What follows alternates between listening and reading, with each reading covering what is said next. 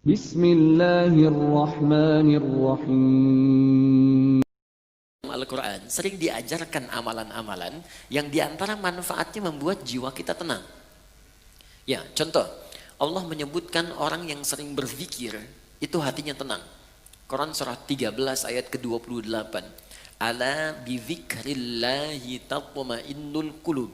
Kata Allah, ala, yakinkan pada jiwamu, aku informasikan dengan kuat, bizikrillahi, dengan banyak berzikir kepada Allah. Ba'nya di sini musahabah, membangun kedekatan. Jadi kalau orang mencoba dekat dengan Tuhan, ingin mendekat kepada Allah, dia banyak berzikir, tatmainnul qulub, maka dampak zikir itu akan berpengaruh kepada ketenangan jiwa. Nah, bagaimana cara berzikir? Diberikan detailnya. Baca Quran itu zikir. Makanya Al-Quran disebut dengan zikir. Quran surah ke-15, Al-Hijr ayat ke-9. Inna nahnu nazzalna dzikra. Kami telah turunkan Al-Quran sebagai zikir. Jadi kalau teman-teman sedang baca Al-Quran, itu ada ketenangan. Zikir di situ. Makanya silahkan kalau Anda tidak percaya, silahkan ketika Anda sedang gelisah, pekerjaankah di kantor, di rumah tangga ada masalah, alih-alih Anda kemudian adu argumentasi, atau hanya menuliskan persoalan di media sosial, bikin status yang tidak kunjung tuntas, kenapa kemudian tidak Anda alihkan dengan berwudu, membuka mushaf, baca Quran? Ini jaminan.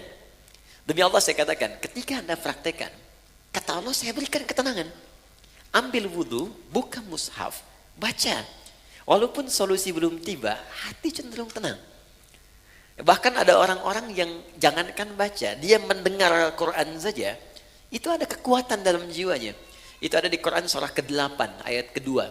Innamal mu'minuna alladzina idza dzukirallahu wajilat qulubuhum wa idza tuliyat alaihim ayatuhu zadatuhum imana wa ala rabbihim yatawakkalun.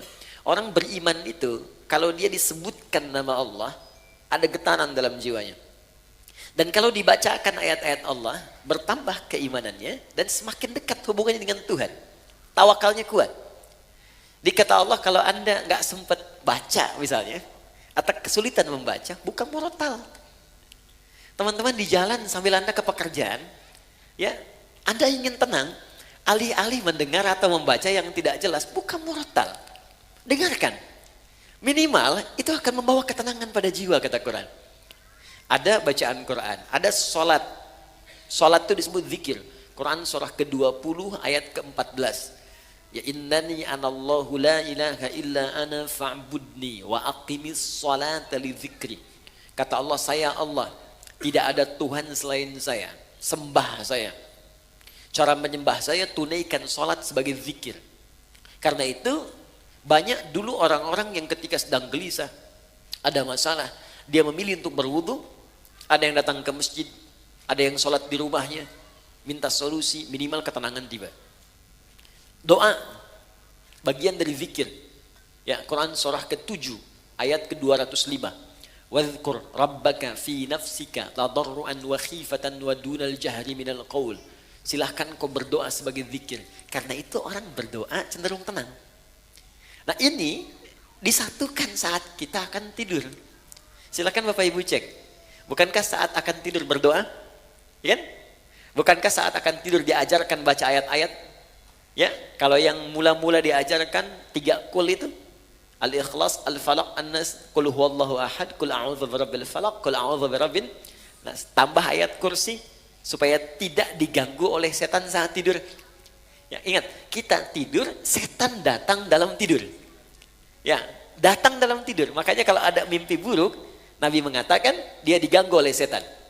Ya, untuk itu kita meminta pencegahan kepada Allah yang tak mengantuk. Ingat, setan tak tidur, Allah tak ngantuk. Maka kita meminta, bacakan ayat kursi. Ya, lempar dia dengan ayat kursi. Allahu la ilaha illa huwal la ta'khudhu sinatun wa la naum. Ya, lempar dengan ayat kursi. Tidak cukup dengan ayatnya, dengan kursinya sekalian. Ya, ya bacakan itu. Kemudian ada yang sholat kan? Sholat dulu sebelum tidur kan? Ya, Nabi mengajarkan witir atau 2 rakaat sebelum kita tidur. Supaya apa? Supaya tenang. Jadi gini, saya ingin ajarkan, mohon maaf, berbagi bukan mengajarkan. Saya ingin berbagi begini. Agama itu ketika memerintahkan kepada kita, bukan ingin memberi beban. Di cara berpikirnya ingin memberikan solusi. Di ketika Allah minta kita sholat, sebetulnya ingin memberikan ketenangan. Minta kita berdoa supaya kita nyaman. Allah nggak butuh dengan sholat kita. Semuka langit dan bumi tidak bersujud kepada Allah, tidak akan menurunkan status Allah sebagai Tuhan. Cuma kita yang butuh.